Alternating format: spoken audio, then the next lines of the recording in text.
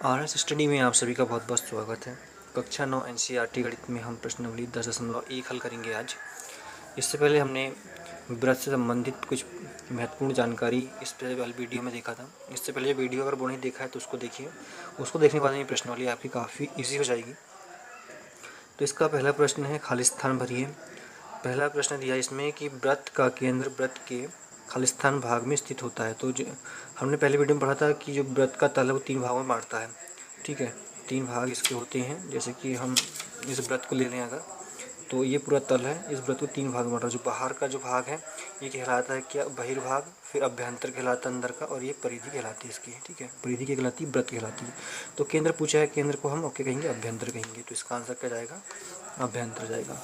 इसी प्रकार प्रश्न क्रमांक दूसरा है। प्रश्न क्रमांक दूसरा कहता है कि एक बिंदु जिसकी व्रत के केंद्र से दूरी त्रिज्या से अधिक हो, ठीक है, व्रत के खालिस्तान में स्थित होता है।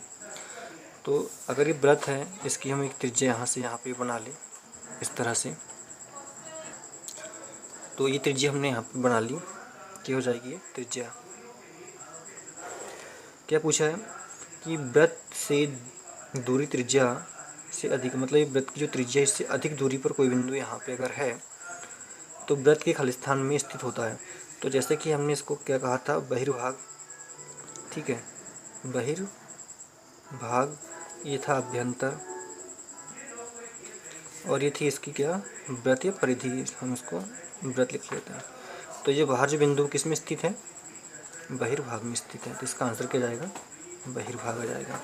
ठीक है, फिर इसका तीसरा प्रश्न है। प्रश्न क्या है हमारा कि व्रत की सबसे बड़ी जीवा व्रत का खालिस्तान है। क्या बोला, व्रत की सबसे बड़ी जीवा। अब व्रत की सबसे बड़ी जीवा क्या होती है, व्रत की सबसे बड़ी जीवा क्या होती है, जो केंद्र से होकर जाती है। ठीक है, जिसको हम व्यास कहते हैं। तो ये केंद्र से होकर जा रही है जीवा, तो ये क्या कहलाएगी, व्यास कहलाएगी इसकी। ठीक है, अब क्या कह रहा है कि व्रत की सबसे बड़ी जीवा व्रत का खालिस्तान होता है। अब व्रत का क्या होता है, व्यास होता है। ठीक है, सबसे बड़ी जीवा क्या होता है, व्यास होता है। तो यहाँ पे आंसर क्या जाएगा हमारा, तीसरे का व्यास। ठीक है, तो इस तरह से ये हमारा तीसरा कंप्लीट होता है। अगला है, एक चाप खालिस्तान होता है जब उसके सिरे एक व्यास के सिरे हों। क्या बोला कि एक चाप खालिस्तान होता है। चलिए हम व्रत में समझ लेते हैं। एक चाप खालिस्तान होता है जब उसके सिरे एक व्यास के सिरे हों। अब देखिए यहाँ पे ये पूरा व्रत है। अब यहाँ पे चाप हम कहीं भी ले सकते हैं, यहाँ भी ले सकते हैं, यहाँ भी ले सकते हैं।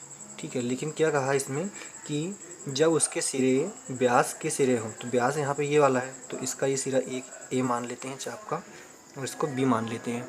ठीक है, तो एक चाप हमारा यहाँ से यहाँ तक पूरा बन रहा है, दूसरा चाप यहाँ से यहाँ तक ये पूरा बन रहा है। तो क्या कह रहा है कि जब सिरे हों तो व्यास, क्या बोल रहा है कि एक चाप खालिस्तान होता है जब उसके सिरे एक व्यास के सिरे हों। तो क्या हो जाएगा यहाँ पे, अर्धव्रत हो जाएगा ये। ठीक है, आधा ही व्रत ऊपर हो जाएगा, आधा हो जाएगा। तो ये अर्धव्रत में बांट रहा है, तो इसका आंसर क्या हो जाएगा, अर्धव्रत। ठीक है, इस तरह से कंप्लीट है। फिर अगला क्या है, व्रतखंड एक चाप तथा खालिस्तान के बीच का भाग होता है। व्रतखंड जो है एक चाप तथा खालिस्तान के बीच का भाग होता है। तो देख लेते हैं इसमें समझ के हम। व्रतखंड एक चाप होता है, एक चाप तथा खालिस्तान के बीच का भाग होता है। तो व्रतखंड क्या होता है, तो जैसे कि ये जीवा है, बीच से गई है, तो इसके 2 खंड हो जा रहे हैं यहाँ पे ये। ठीक है, एक खंड ये हो जा रहा है, एक खंड ये, तो ये दोनों क्या हो गया, व्रतखंड है। तो एक चाप यहाँ से यहाँ तक का एक चाप तो ये हो गया। ठीक है, लेकिन एक इसको खंडित करने वाली रेखा भी इसमें होनी चाहिए। अब ये खंड करने वाली रेखा क्या है, इसको हम क्या क्या कह सकते हैं, एक तो सबसे बड़ी जीवा कह सकते हैं, एक इसको व्यास कह सकते हैं। ठीक है, तो व्यास तो है ही ये, लेकिन इसके साथ साथ अगर ये लाइन यहाँ से बन जाए तो क्या कहलाएगी, जीवा कहलाएगी। तो हम क्या कह सकते हैं, चाप के साथ में क्या होना जरूरी है, जीवा होना जरूरी है। तो व्रतखंड जो होता है एक चाप और जीवा के बीच का भाग होता है। क्या होता है, जीवा और चाप के बीच का भाग होता है वृत्तखंड। ठीक है, अगला क्या है, एक वृत्त जिस तल पर स्थित होता है उसे खलिस्तान भागों में विभाजित करता है। हम पहले डिस्कस कर चुके हैं कि जो वृत्त है हमारा वो 3 भाग में विभाजित होता है। ये होता है बहिर्भाग, ये होता है अभ्यंतर, और ये होता है क्या, वृत्त। ये हो गए 3 भाग इसके। तो आंसर क्या जाएगा इसका, 3 आ जाएगा। ठीक है, इस तरह से हमारा प्रश्न पहला कंप्लीट होता है। प्रश्न क्रमांक दूसरा है हमारा इसी का, लिखिए सत्य या असत्य, अपने उत्तर के कारण भी दीजिए। ठीक है, हमारा जो उत्तर उसका हमको कारण भी बताना इसमें पड़ेगा। तो यहाँ पे हम कह सकते हैं कि जैसे पहला प्रश्न हमारा, केंद्र को वृत्त पर किसी बिंदु से मिलाने वाला रेखाखंड वृत्त की त्रिज्या होती है। ठीक है, क्या कहा है, इस आकृति में हम समझते हैं अच्छे से। केंद्र को वृत्त की किसी बिंदु से, ये केंद्र है, अब वृत्त का कोई बिंदु यहाँ पर ले लेते हैं। ठीक है, मिलाने वाला रेखाखंड वृत्त की त्रिज्या होती है। तो अगर इसको मिला दें तो क्या इसकी त्रिज्या होती है, जी हाँ बिल्कुल होती है त्रिज्या ये। ठीक है, तो हम इसको क्या ले सकते हैं, सत्य, सत्य ले सकते हैं। कारण में इसमें क्या दिए हम, कारण में तो हम चित्र में तो हमको समझा दिया है कि यहाँ पे जो है यहाँ से यहाँ तक जो रेखा बनेगी रेखाखंड वो क्या कहलाएगी, त्रिज्या कहलाएगी। ठीक है, इसमें ज़्यादा कुछ लिखने की ज़रूरत नहीं है, सिर्फ हम यहाँ पे सत्यावश लिख सकते हैं इसको। फिर अगला है,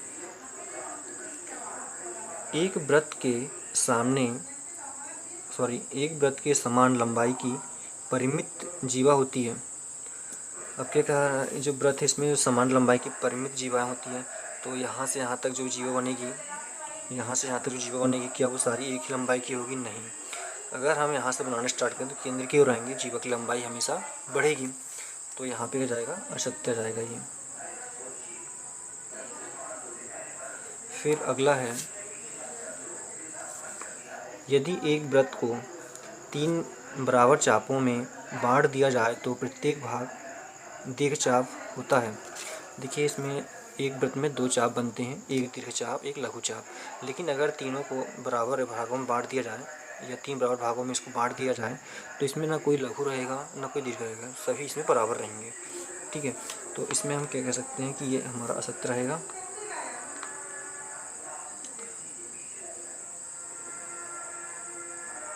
ये क्या जाएगा, असत्य हो जाएगा। ठीक है, और कारण हम सकते हैं कि एक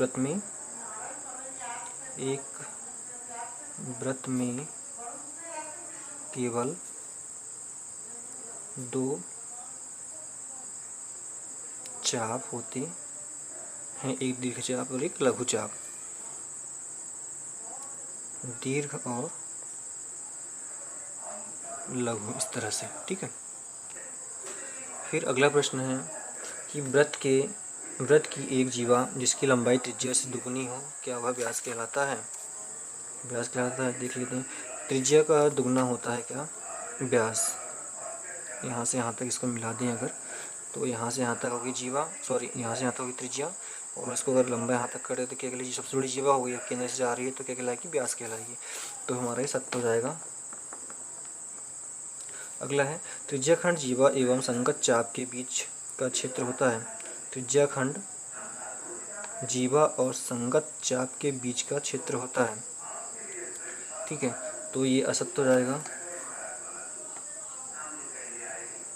फिर व्रत एक समतल आकृति है, तो व्रत जी हाँ बिल्कुल एक समतल आकृति है, ये हो जाएगा सत्य। तो इस तरह से हमारा ये 10.1 कंप्लीट होता है। अब इसके बाद वाला जो वीडियो आएगा उसमें हम 10.2 हल करेंगे। धन्यवाद।